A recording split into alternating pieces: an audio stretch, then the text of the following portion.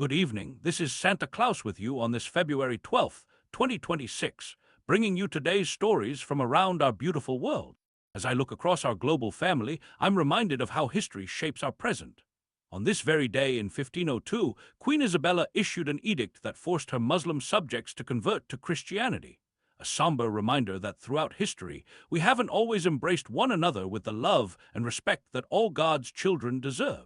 In India today, thousands of farmers have gathered in peaceful protest across the country, concerned about their livelihoods under a new U.S.-India trade framework. These hardworking souls who till the soil and feed their nation fear their interests haven't been heard. Trade Minister Piyush Goyal has assured them that safeguards are in place for dairy, poultry, rice, and other essentials, but it reminds us how important it is to listen carefully to those whose hands work the land. Meanwhile, across the globe in Cuba, a troubling fuel crisis has led Russia to begin evacuating its citizens from the island. About 5,000 Russian tourists are being brought home as jet fuel supplies dwindle due to complications with oil deliveries. My heart goes out to the Cuban people who are struggling through this hardship. Even in these difficult moments, I pray we can find ways to ensure that no child goes cold and no family suffers unduly.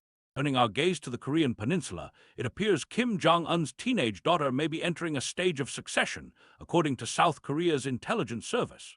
The young girl has been appearing more frequently at military events and important ceremonies. In times of transition, I always hope for leadership that will prioritize the well-being of all people, especially the most vulnerable.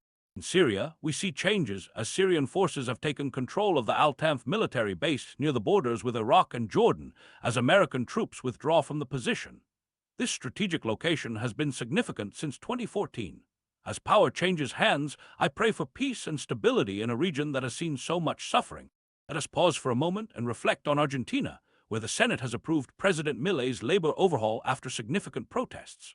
Thousands of workers gathered in Buenos Aires, demonstrating their deep concern about changes to their labor rights. In times of economic change, I hope leaders will remember that behind every policy decision are families trying to put food on their tables and keep roofs over their heads. My heart is especially heavy hearing about the situation in Cambodia, where thousands are fleeing from scam compounds and finding little help. One man named Yauga was grateful just to sleep in a bed without a pillow or blanket after escaping such a facility. The Caritas shelter, once funded by the United States, is now stretched thin as it tries to help these vulnerable souls. Let us remember that each person deserves dignity and safety, and I pray more resources will become available to help these brothers and sisters in need.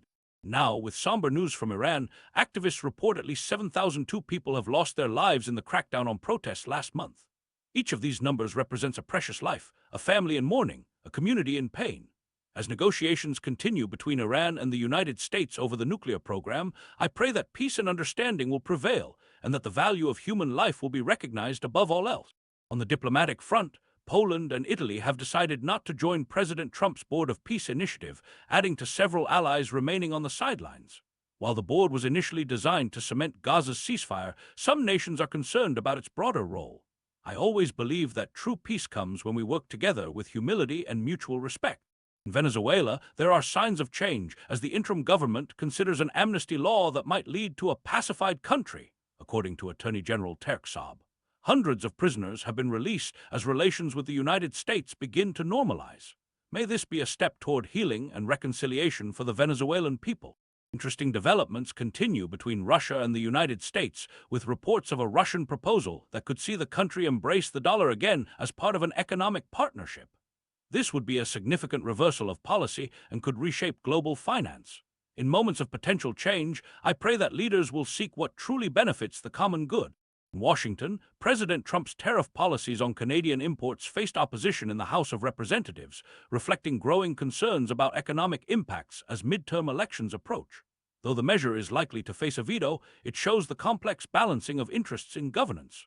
May wisdom guide all those making decisions that affect the daily lives of so many families. Across the Atlantic, France and Germany are exploring a new ballistic missile system as part of Europe's efforts to address its deep-strike weapons capabilities.